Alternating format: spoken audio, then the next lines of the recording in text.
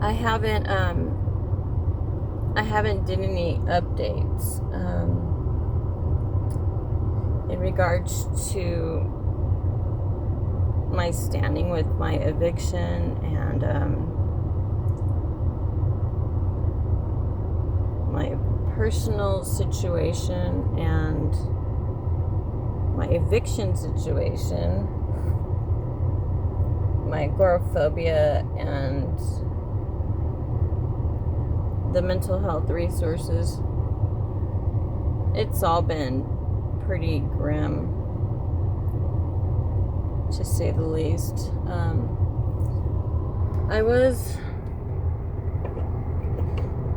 I've been going through it, and welcome to my channel. Today's Thursday. Oh my God. It's probably the 9th or 10th. Monday was July 7th, and that was my last day to respond to my eviction summons complaint. By not responding, I would get an automatic default judgment.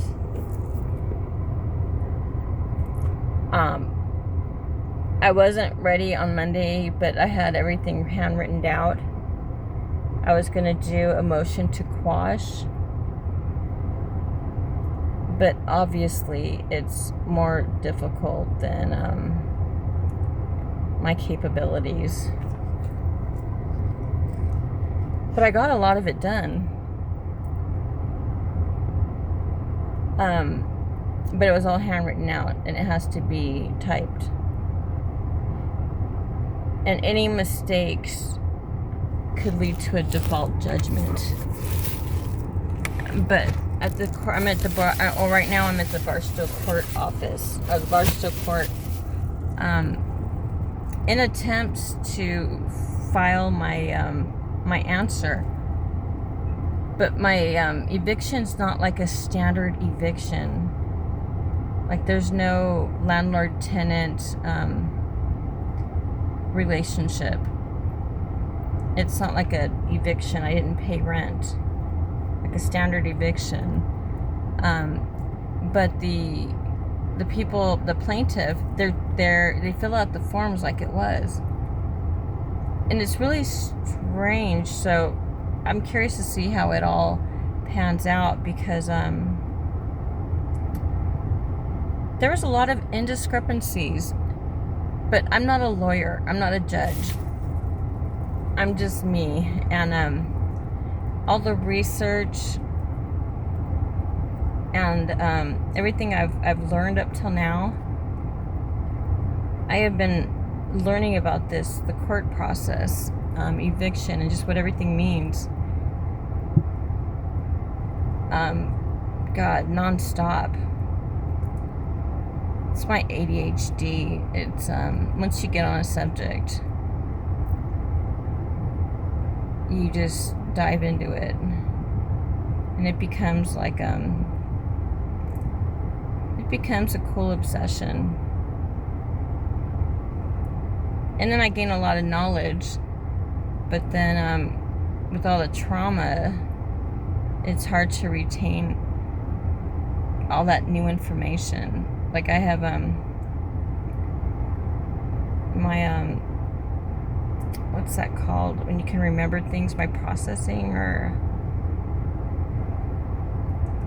like I don't retain memory, like there's a word for it, but just something current and recent, it's hard to retain. And my ADHD, I don't know what it is, but it's whatever is wrong with my giving me difficulties with my mental health or whatever. The trauma too. Trauma can just really just fry your brain. Oh yeah, I'm in Barstow. Can you tell I'm sweating? I just checked the temperature before I started this video. It's 107 degrees. I've lived in Phoenix. Actually, I've lived in Barstow too. I lived in Barstow for not even a year. I opened up a studio here, so I was in between my home and Barstow because my daughter was in school. But Barstow, it's, I don't know, it's, I just say an hour because it's easy to round up to something, but Barstow's like a good, I don't know, because I drive slow. I bet you a regular person, they could get to Barstow maybe 25 minutes, maybe. I have no idea. But I lived in Barstow, and it's just a small community, but it does have, you know, it's an older community, and it's not really, it's not a high, what would the word be? It's not like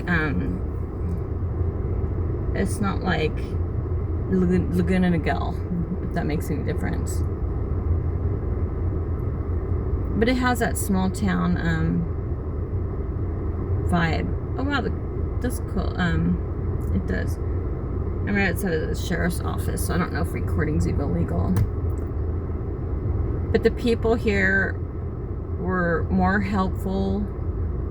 The deputies, you know, walked me out. Everyone was nice. I even talked to an AU or something coordinator, and that helps with disabilities. And even the way I filled out a request for an MC 100, I think it's for disabilities to ask for special accommodations, because by law, you know, people with disabilities should have reasonable accommodations. It's a long form though. Oh my god, everything is a long form. But then, oh yeah, anyway, I didn't have extra paper because I'm writing extra. The form's not long, the explanation's long. And I'm writing out a detailed explanation, and it's forever. So I hand wrote it on a plain white paper because there isn't going to be enough room to write. And you line the paper up, a white paper, you know, 1 through 28, and then you know, write it on a blank paper so there's no lines. I did it here at the courthouse while I was in the lobby. I should put a seatbelt on. I'm right at the thing. So in the lobby, and my lines did not line up at all. It was is legibly writing is you know, my writing, it could be legible, and I've been doing all this stuff, just writing down everything, like to have it written down, because everything gets lost on the phone. I don't have flash drives or whatever the hell people talk about. It's so, I'm at that weird age where I'm not like a senior citizen, but I'm not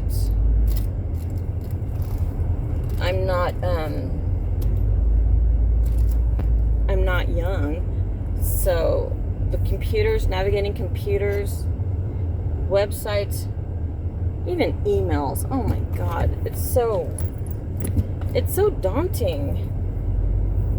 Getting passwords, oh my god, I don't even touch the passwords, and then when I type them in, not even ever changing them, it says it's the wrong password. I've had the same password for my Yahoo email, for 20 years, if not longer. I guess, no, it could have been longer, because it has my married name in it. Oh my gosh, I'm on my way right now. I haven't eaten in,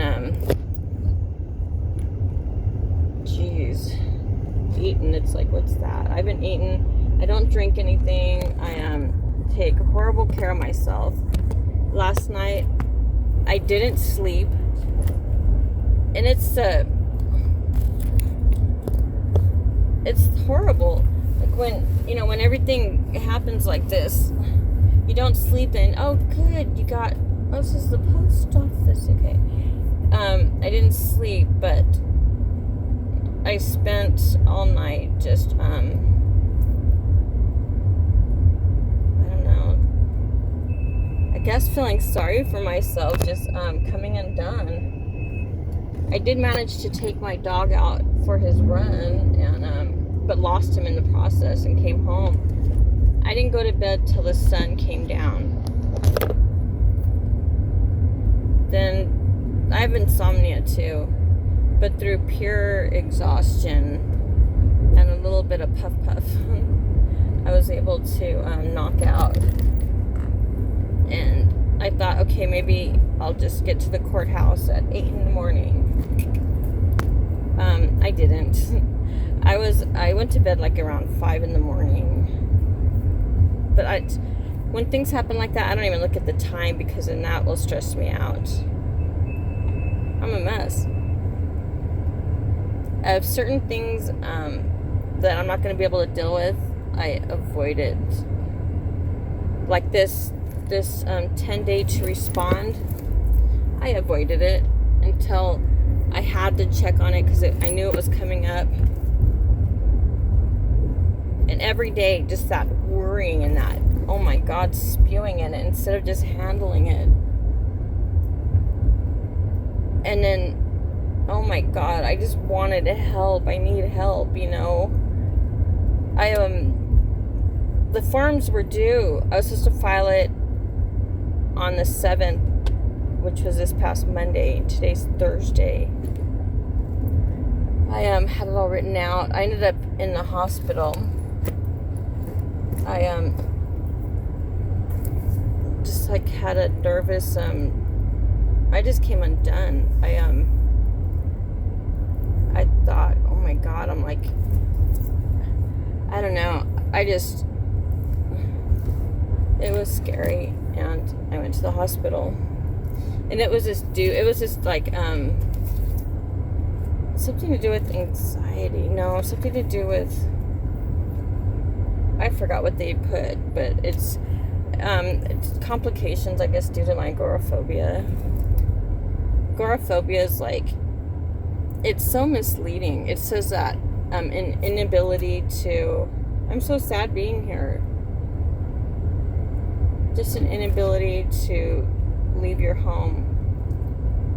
My agoraphobia is severe because I can't even stay in my home. I live outside of my house in a car. And for the past 2 years, I go to the beach with my then boyfriend, who's now my friend. He's all I have. It's really weird. It's like he's my only friend because he's my only friend. I'm like loyal to my own detriment, I think. Because all I want is just, I don't like to be alone. I don't. I'm made for marriage and having a partner in life that's with you through trials like what I'm facing. It doesn't leave you alone. It doesn't back out of responsibilities. Like, I had an ugly marriage, for sure. It was major abuse for 22 years. It was coercive control. It was, I married a murderer, a convicted murderer. I mean, he not only murdered a guy, he stole the guy's car after beating him up. Then one of the guys with them, they shot him. But the person I married was accomplice to the whole murder, part of the beating up. They robbed the guy, who was only 23 years old. This happened back in 1985. So this, I didn't know, I never met my, I didn't know him back then, the man I married. But he was a young teenager, because he's younger than me. I don't know, I read it all in the paper, because the whole time I was married to him and I knew him, oh my God, I overly, I have like a very positive, see the good side in people. It's like my nature, and I don't have an inability to hate, which I think right now it's keeping me out of that victim mentality, like why me, because it's nothing personal. It really isn't. I think everything in life, it's nothing personal. Like my ex-boyfriend is my ex-boyfriend. Nothing personal. It's just, he just lacks a lot of things that are important to me. And that, oh my God, that's so horrible. Because I have so much love in me, and that keeps that love dormant. And I never knew this, but when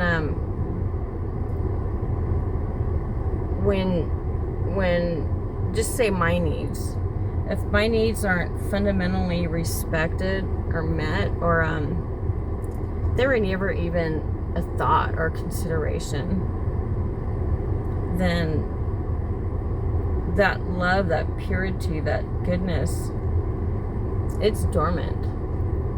And after so much betrayal and hurt and cruelty, it's like something in me, it's a phenomenon, just to me, I'm sure. But it's not even a mental thing, or it's not even, I don't know how to say it, but it's not even like a choice.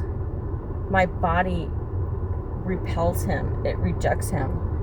I go into convulsions. It's like my PTSD. I'm very jumpy.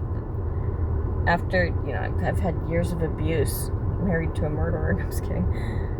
I'm not kidding. I don't know why I do that. I do know why I do that. It's displaced emotions, like most people. I didn't just end up here waking up one day and, oh, I married a murderer. No, I've been conditioned since birth. And it just repeats in this life. I don't look for chaos, but my life is chaotic. Just because of the choices I made, and I'm having to reparent myself. I'm learning everything that I didn't learn growing up, that I should have learned growing up. And a lot of it's basic stuff that everybody just somehow knows. It's just something you go through. Your parents teach you, or you just have parents. People have parents that guide you and teach you and nurture you. I didn't have any of that. I had an alcoholic, dismissive, angry, not nurturing mother who, my mom's Indian. She's full-blood Indian, and she was in the boarding schools, and that's what affected her. She had no love growing up. I come from 8 generations of the Indian boarding schools. If you don't know what that is, oh man, learn about it. Look it up. It's my brain's too fried to even pull up information about it. I can't. But just the U.S. government, they fuck the Indians over in more of an insidious way than just taking their land. And I'm a product of it to this day. Anybody with Indian blood, they're products of it, and this is stuff that I just happen to find myself coming up across when the government took my grandchildren. And then I learned about the Indian Child Welfare Act and how the government displaced Indian children. And you know, the outcome, it's because of the cause. It matters. It's ridiculous, because not just this, but like there's a cause, you know, why we are the way we are. Like with me, I have slow processing. I have a strong avoidance to things. It's all the trauma that I went through. I have CPTSD for I'm jumpy, and people think like, God, you're such a spaz. My kids, my ex-husband always you know, made it like a joke, and it wasn't a joke. The way I jump, my heart, it just it beats really, I don't know, it's like disruptive. It's like in shocks, and it's like a gaping, scary feeling, and that's from years of abuse, physical abuse, verbal abuse. Just I can go order. This is when I was married. Go to like drive-through, like a Mexican restaurant that have drive-through, and he wants his like burrito specifically made, and it's something that this particular restaurant, Chavos, that it's something they would get wrong. Whatever, I forgot. I don't remember the request anymore. But they would repeatedly get it wrong, even for him. But I remember twice ordering the burrito and it not being up to his specifications, and having the burrito thrown at my face. One of them hitting my face, the other one hitting the wall. And then the ex just rages out. And this is when we had just, our kids were small. My kids are, majority of them are grown up now, but this is when they were little, and this is what they grew up to. And at the end, 22 years, when he finally,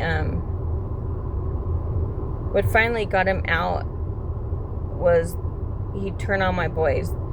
My boys were a lot older. My boys were big.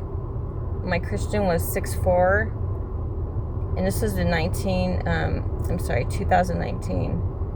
And my Adrian is 6'2", big boys. My ex-husband's only 6 foot, but he's like stocky, like a football person frame. He was in football and weight lifting, but since he's, you know, gained that older man belly. But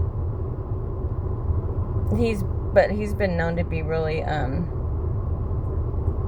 to have that, like a strong frame body. And they say muscle memory. He still has the shape, if that makes sense, but with an extra belly. I'm just thinking about it. My mind always goes random. I'm thinking, I always heard that, like, the bodybuilders, I knew someone, you know, in my 20s that, Rick Depping from San Pedro, he was a gorgeous man, and his body was beautiful. I always thought I'd end up with Rick Depping. Yep. But I lived in Apple Valley, he lived in San Pedro, and it's funny because it would be like every 10 years, it'd be like almost to where we're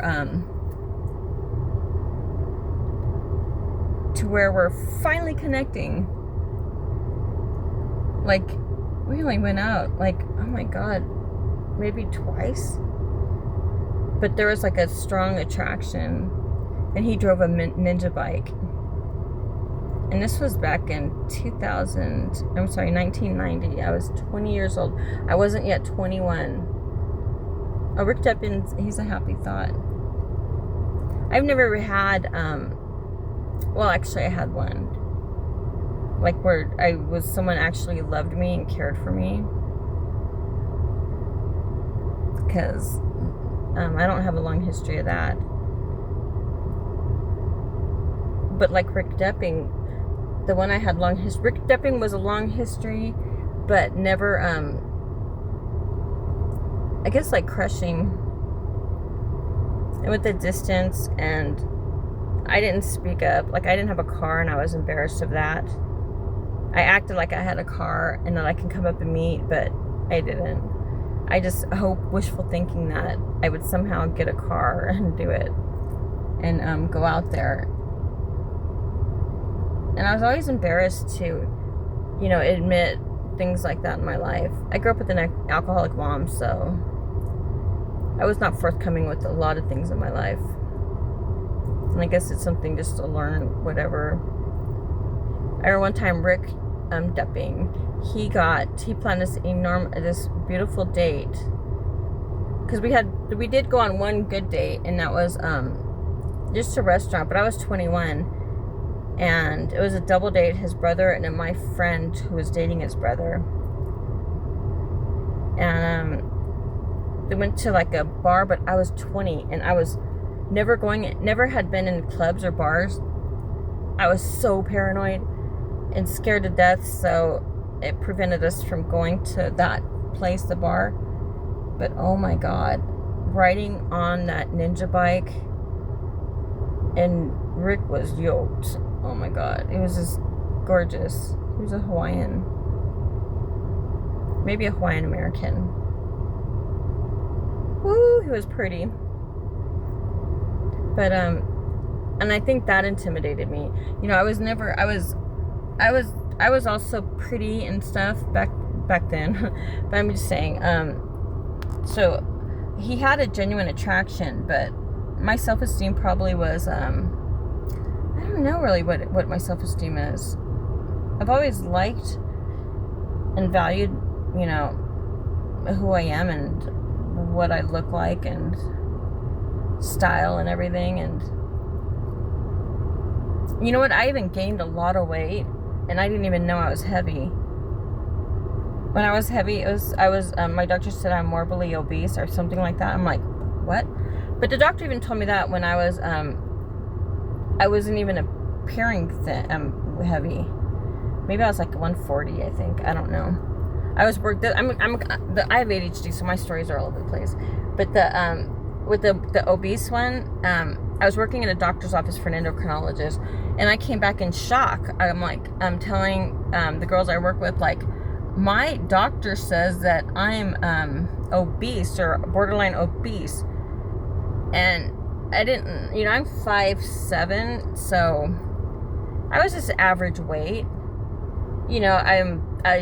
My thin is normally my normal, but so I wasn't thin like normal, but I didn't feel like obese, and I know it confirms it because the waiting room was full, and I speak a lot. I noticed that my mom would say, "You have no shame." Maybe it's the ADHD in me. I don't know. Maybe I have autism, because I can relate to a lot of the spectrum. But then they say so does childhood trauma. So and ADHD, they kind of have the same symptoms. But that's one thing that think this autism diagnosis. I don't have one, but like I can speak. And I know what I say is off because of the looks I get afterwards. Like, it's that, like, that I'm like, uh-oh, what did I say? And I can't even decipher where about what I say is off. And, oh my God, I'm forgetting. My brain's fried. Oh, wow. Normally I tie everything up at the end because everything kind of, it's life. Everything intertwines. But I'm kind of forgetting what I'm even saying. Yeah, I was all over the place. Wow, I don't even know how that's happening. But you know what? Talking's good. I originally started doing these talkings, well, first for my kids, just because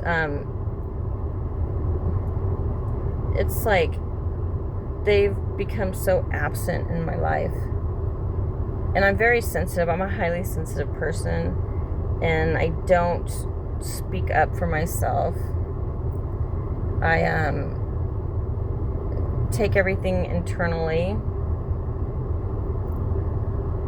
and I don't like confrontations, and I don't ever like making people feel bad. But now, every day I'm learning and I'm growing, and I accepted a lot of crap that turned into abuse. And finally, people treat you how you allow them to. And that's so true. And when I'm getting treated horribly, it's because I don't speak up for myself, and I just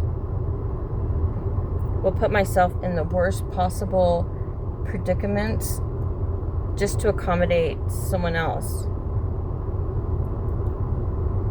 And I do it voluntarily, with pleasure, with joy. But everything happens for a reason, and all the perceived neglect with my now ex-boyfriend, it kind of forced that out of me, that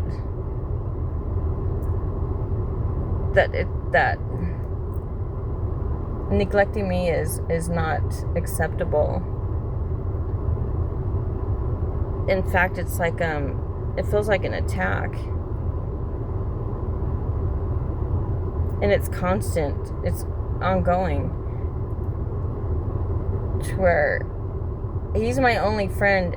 Seriously, I have no family. I have my kids, but they have their own lives, and I'm alone. I mean, I'm going through eviction. I was in a hospital. That's the only reason why I got a text, "Are you all right?" On Mother's Day, maybe I get a text. My birthday, Christmas,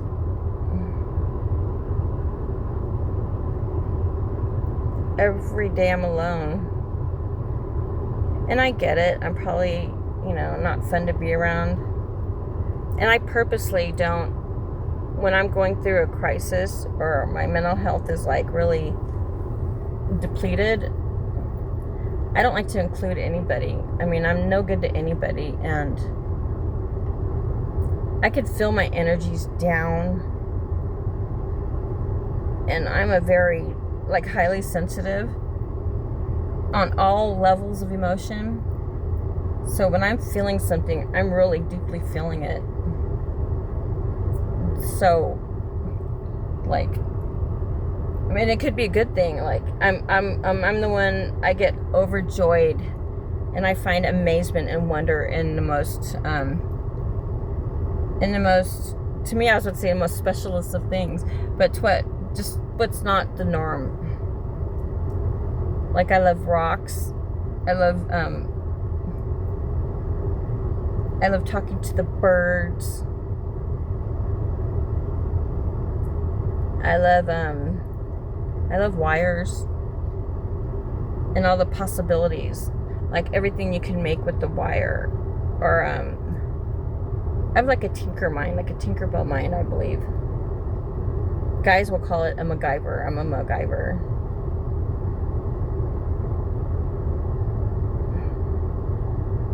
But then I have self-esteem issues, which was really hard for me to pinpoint it. because I don't watch TV. I don't watch movies. Never really have. So all my time is just learning. If I have YouTube on, I don't watch it. It's all educational stuff. And I thrive on that shit. And I can, the same topic over and over again. And so I may know a whole concept. I may know something completely. But with my my working memory, it's challenged. So I remember things in portions. I love words. Now words kind of evade me. So if I'm talking a word I know, I can't think of the word. And that's normal, but it's not, it was not ever my normal. It's hot. I think I should go inside and eat. I'm at Del Taco. This is the original Del Taco. And this is where I'd always come special with my kids. But it's been changed, so maybe it's a good thing. Now over there, let me see. First Together, I had, I was going through my divorce case. And there's the Barstow Railroad Station. And we would go. And Arthur's a lot like me, which I think that's what led to a lot of the problems I have. Because he's a doctor too. But I'm so accepting. And I'm like, you know what? Maybe you just need time off. This was like, I met him like at the end of COVID. You know, when everything was closing down. Everything was just barely opening him up. Get it, you know. He's very, which surprised me. I met him on online dating, and this was before everyone was like online dating. So just by saying we're online dating, which something he doesn't, that's where he's opposite. Like, he's embarrassed of everything about me, it seems like. He's always protecting everybody's, that they won't get offended by me. But I don't see myself offending people. I'm very, I'm a nice person, you know, which is funny to say because it's never good to be self-judging of yourself, for sure, because I know how I feel about myself, and it's not always what other people, you know, they may not have that same experience. So, and I've realized that we tend to have a higher opinion of ourselves. But I've grown a lot where, because I love to understand it. I don't need to be right. I'm very curious, and I want to know the why and the reasons why. And just having that, and it's secure, it doesn't go away. I want the answer. And answers are very, very hard to find because people get all, they get offended. Like they think you're attacking them when I just want to know why or how or whatever. I don't know. It makes people feel challenged. I'm burning up in the car. My air's not like the greatest. This is an old car. It burns through water. I hate going to stores. Oh my God. And you know what, my agoraphobia, this is normal.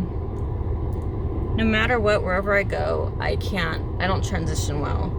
So I stay in the car forever. So when I arrive, forever. When I come back, probably forever. Then when I get home, I can't just get out and go inside. That's a long wait. Like hours. It could be up to 5 hours. And then I finally go in the house. But it's not a conscious thing. It's just wherever I'm at, that's where I want to be. And I find, I don't know, I can adjust to way too much. I can adapt way too much. And with my ex-boyfriend, I adapted to way too much. So my quality of life plummeted. Look, I am getting evicted from a house I've owned since 2005 that I paid off.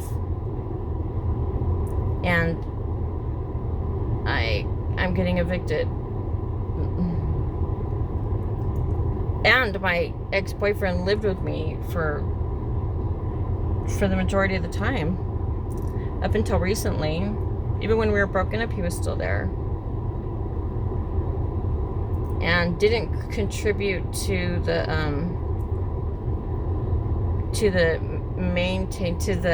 my house is in subpar condition, and it was prior to him. The years of abuse, my house was a war zone. It's like a nuclear bomb. I even was in a hoarding spell, which I probably still am. I collect things, but nothing to what I was before. I didn't even know. My house was a mess. And I don't know, I didn't see any of it. But like, my ex has a big fear of bugs. And I have like a roach infestation and a mouse infestation. And I've had it since the day I met him up until today. Where he has such a fear, he has a fear, it's way beyond. He can't even kill a roach. Then he thinks because I can kill him that I like roaches, and that, well, I'm not like you know, that you can live like this, and no one can live like that. It's so condescending. It's just, that's my circumstances. I would spray every night with like bleach or just out, like ammonia, because I have no money. And he never gave me money, especially at the beginning, ever. Never. It's weird how when you give your all, you get nothing, and then when you've had it, they flip and they start doing more, giving more, being more than they did when you were present. But by then it's like too late. But even recently, like certain sometimes it would appear that he's showing up, and then it just feels like a little warm inside. But then instantly, that not even a day that could fuck that up. Like when I went to the hospital, he wasn't nice, but he's going through his own legal problems, or pending legal problems that his parents roped him into. He's not actively the one at fault, but he's compliant, and so that's whatever.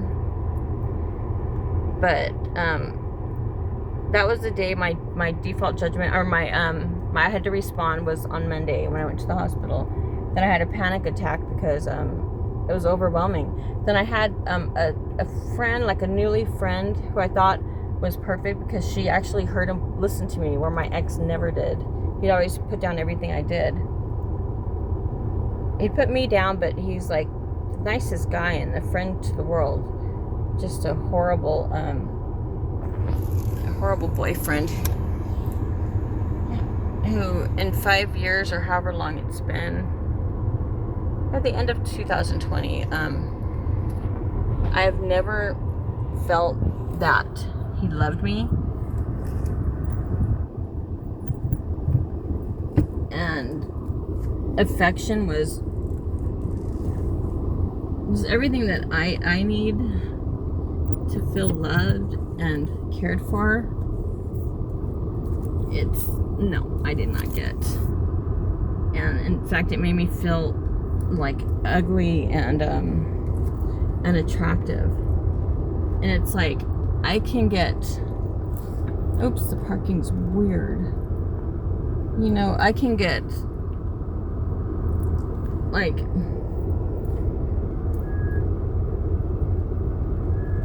other people can find me attractive,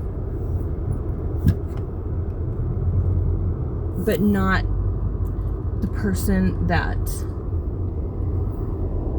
I chose to be with. So it was sadistic. But when I know what. So yeah, by not ever feeling loved, there was issues. admittedly.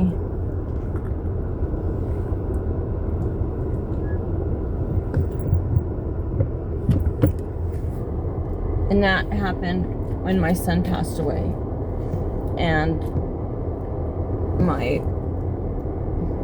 the only family I really have would be my kids. My son passed away. My parents, I lost all ties with my parents. And that was for something my dad did to me when I was a kid. He molested me for years. And the trauma of my son dying, it brought back a lot of memories. Disgusting memories. And I guess that was my mind's way of helping me deal with the loss of my son. It was sudden. My son was only 23. So instead of dealing with that trauma or tragedy, my brain went to another one. At the worst time, my dad was my best friend. And having my mom defend my dad, they've been divorced since 1982. I was her baby, the youngest of 5. She told me to get over it. That happened a long time ago. Just let it go.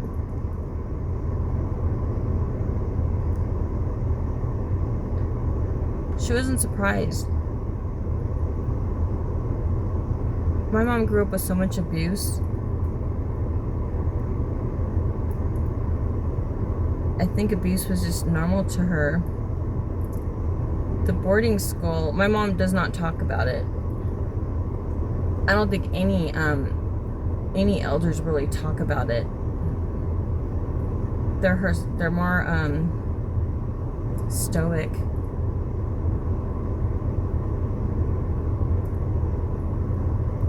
What the U.S. government did to the Indian children and to the parents. They took all the children, put them in boarding schools in other states, so there was no communication. This goes back in my family, at least, Jesus, think about at least 6 generations. And this is just according to my cousin who, that's my age. The elders, they don't talk about it.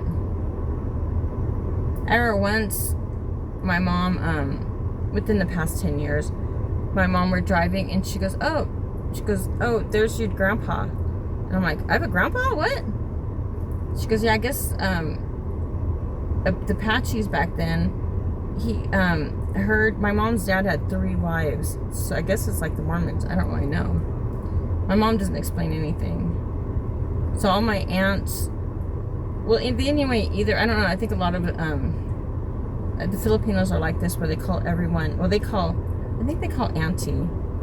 But the reservation, yeah, it's grandma and auntie. So everyone's your grandma or auntie, depending on your age. So I'd always be all like, if she's all, well, there's your, relative, when I go back to the reservation, where my mom lives now.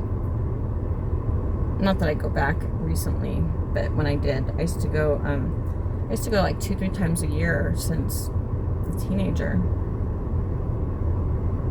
My dad lives in Arizona too. Clifton was his hometown. Beautiful, beautiful place. Beautiful. But he's been living in Coolidge. You know what's weird? My dad's on the Megan's Law, and I had knowledge of this, but I guess like my murdering husband's past, I never wanted to see the bad in people, I guess. I don't know what, I really have no idea what it was, but knowing this, I don't know if it was violating them. I just, I had no interest in negativity, which,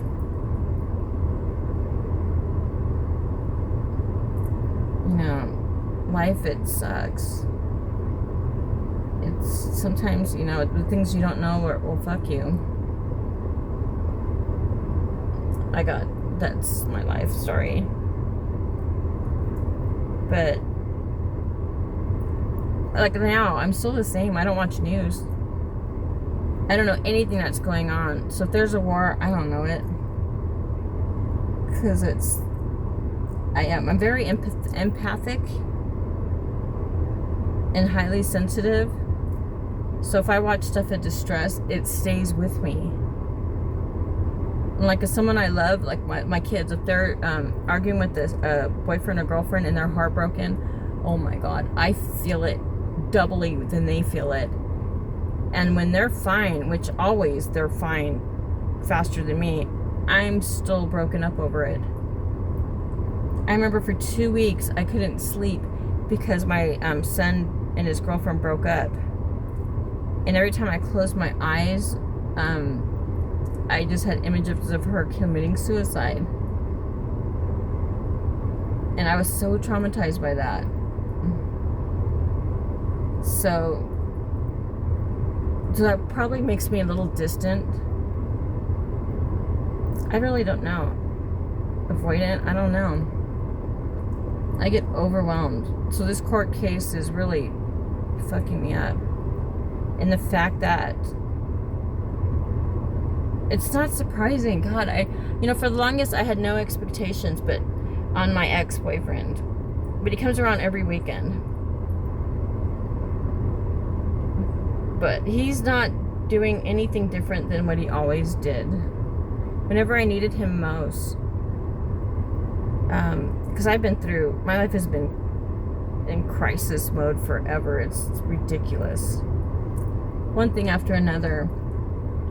And it's not like I'm initiating it, which he kind of insinuates, But even though my life is in crisis mode, everything we did was always usually around him.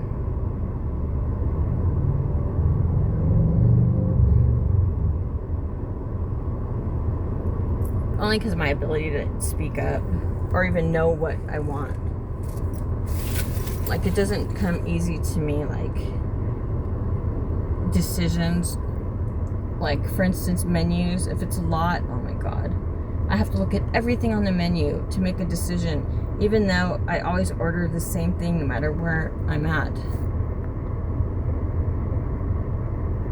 And now to make it easier and less choices and less, I guess, stressful, I just eat the same thing every day.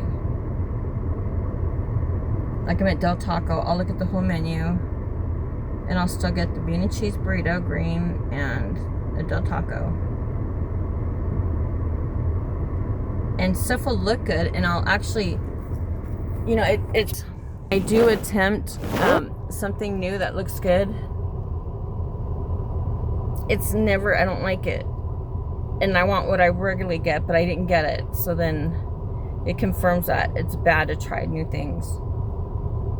Once in a while, I get surprised. And I don't eat meat, and that really proves difficult because everybody always has to eat with meat.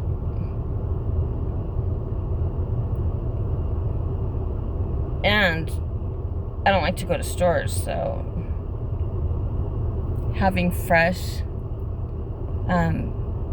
vegetables and fruit, it's like not always obtainable. I'm getting hot. There's an interesting person that pulled up, so I'm a mess. I don't have water. I haven't showered I had to shower at work.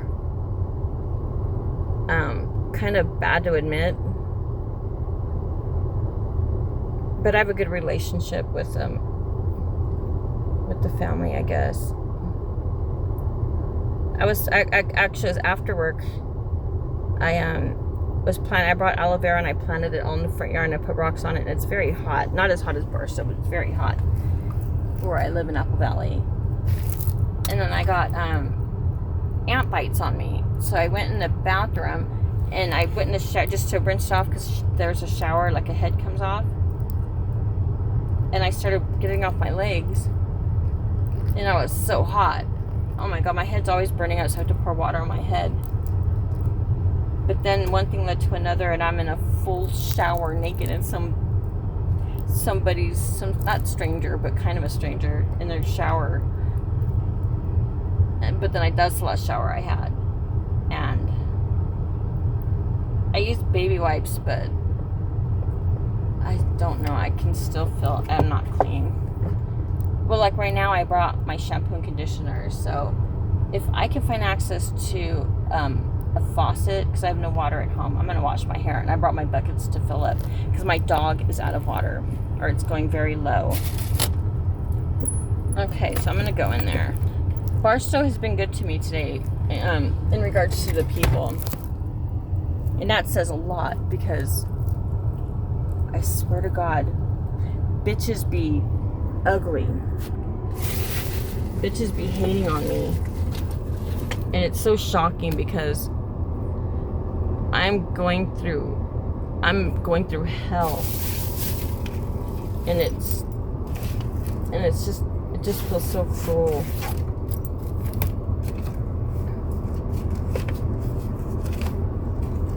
And even where I'm trying to get help, and I'm like really open about all my all that I'm going through, I have not, there's been no empathy. And then my fear of being alone, it's so overwhelming.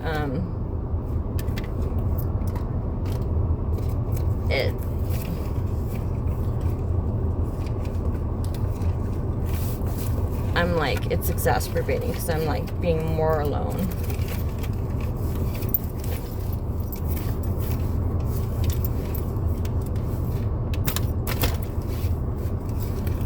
Oh my God, I'm just looking for my charger and a black pen, so maybe I could use some of this in there.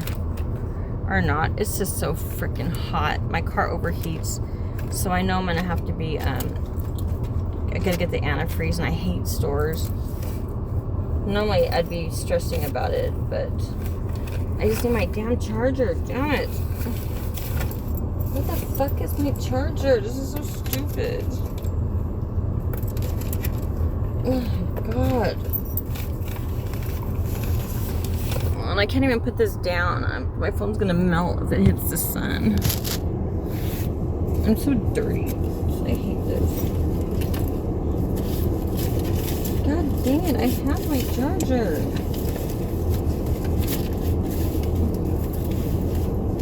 Maybe my purse. I'm gonna bring my water bottle in there, and hopefully, this place, the bathroom used to be outside. Just gonna bring that in to fill it. It's gotta be in here. Oh my God, it's not in here. This is ridiculous. Things should not be this fucking hard. Oh, I need to get my money too. Oh my God. No, now that I'm ready to go, it's like I'm not gonna get stressed out. I just need my money and I need a charger. Oh my God, why is everything so damn hard? I hate this.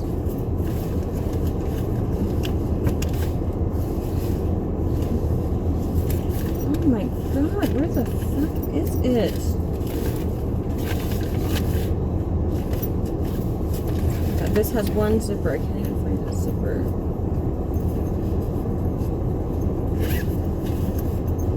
Oh, there's the charger, yes. The cord, yes. Now I just need the money. God damn it, I can't even find my money.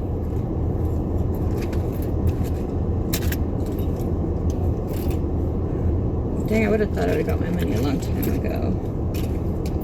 Oh, one cool thing, Barstow did not charge me. Oh my God, I cannot find my money.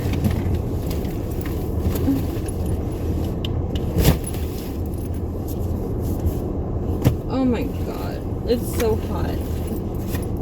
And my possible new friend just left.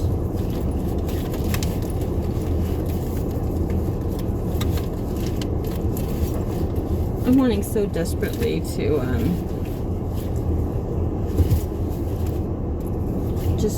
God, just to meet a nice person who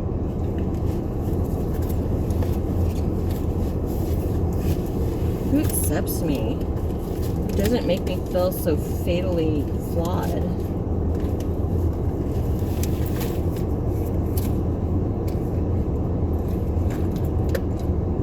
On paper, I look like shit.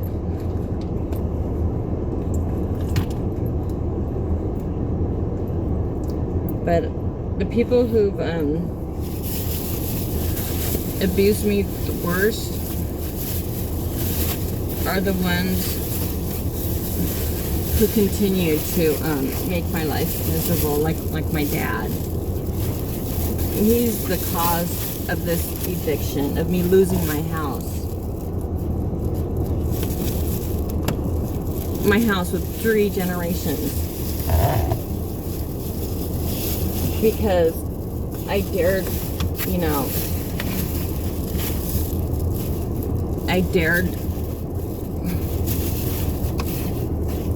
had a negative opinion of being molested by that predator.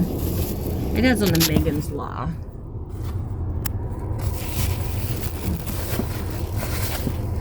That's gross. And now this man is making me pay, forcing my silence. Same thing with my brother. He injured me when I was young too. And he was the first to turn on me. You think they would not fuck with you and just know what they did. And I know people it's hard to admit when you fuck someone over.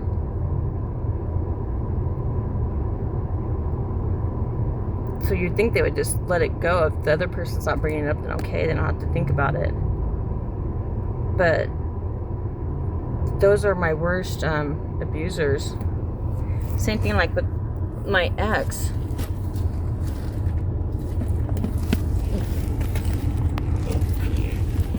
It's I don't know. It's another strange phenomenon.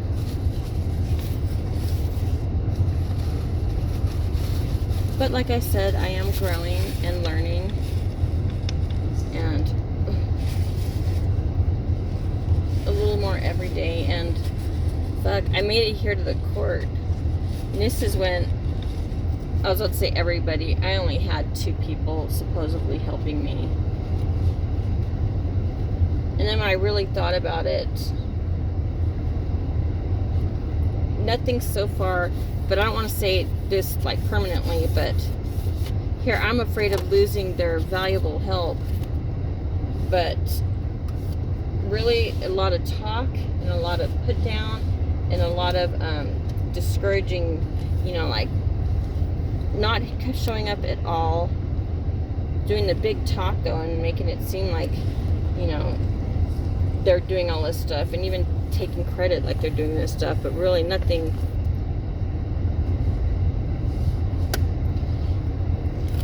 Other than the lady friend just giving me that oomph to have the strength to even deal with this, because I'm always in denial, I guess.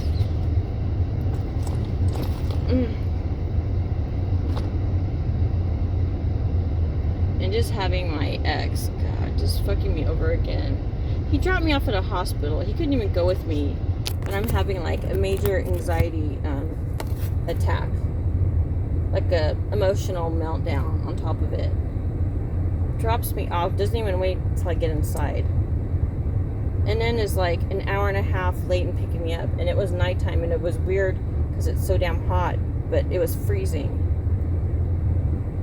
And just being cold and having the same security guards, asking if I'm okay.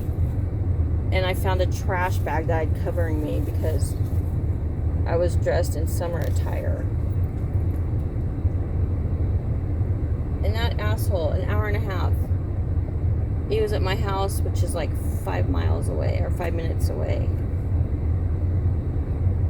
And it's just the one event. It's but my one events are always amplified, because it may be the one event, but it's compiled with many events. So it exacerbates the problem, because he never listens to it, and it keeps getting repeated. That was the main thing. That's a good telltale for me. If someone cannot handle conflict and silences my experiences, which, yeah, definitely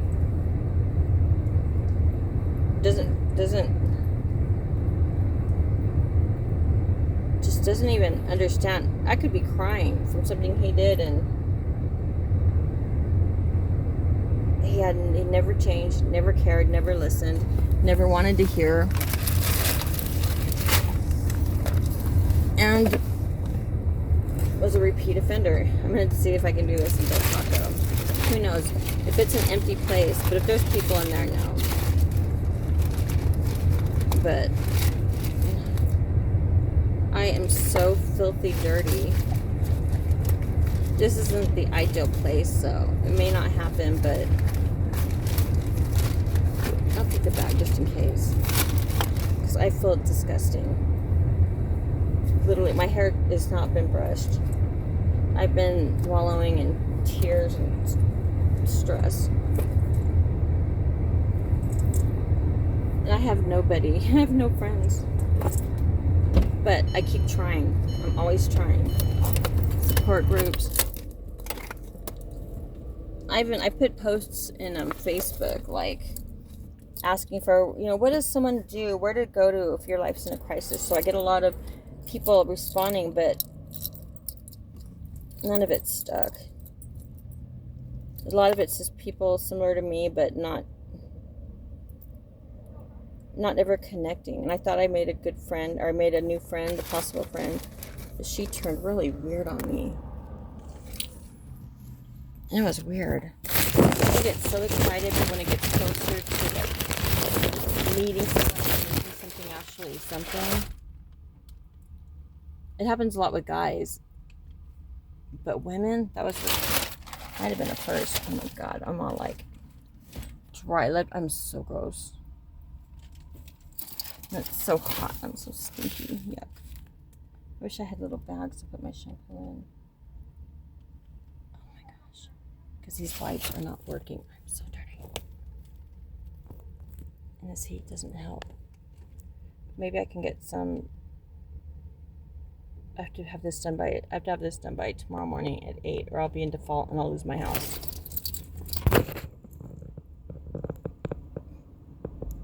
And I'm alone.